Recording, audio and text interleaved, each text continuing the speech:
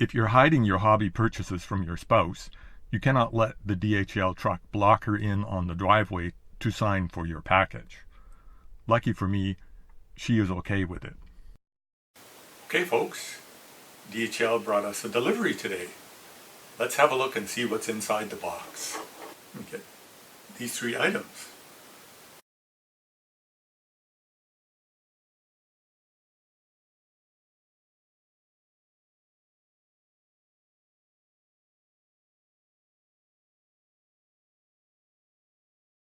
So, that's what we have to work with. Number 1 issue with DJI goggles is, can they focus? So let's connect the power connector and see.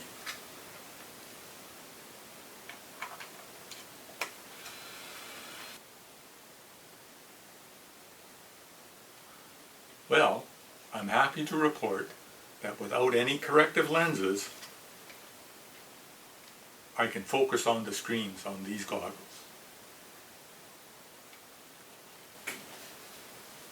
That was my biggest concern with these, because when I had the Racing Edition goggles, I couldn't focus on the screens. I'm quite pleased with that. We've been playing with the new DJI FPV air unit for a while now, and I really don't have a racing quad or thing like that to put it on. So I built this all-in-one unit where we have a 500 milliamp hour battery, the air unit, and the camera on the front. And I'll mount this to one of my older drones to play with it for a bit. I have found in running the air unit that it does get very hot. In a 20-degree centigrade room, it takes about 6 minutes at video recording and it will overheat and stop recording. One of the things I've added to my unit is this heatsink from an old video card that's bolted or wired onto the top of the unit. And with this heatsink in place, it will record continuously so it doesn't overheat. And that'll probably help it in its flight. So now you may ask, well, what am I going to fly it with? Well, I dug deep into my archive of drones and we pulled out an F550.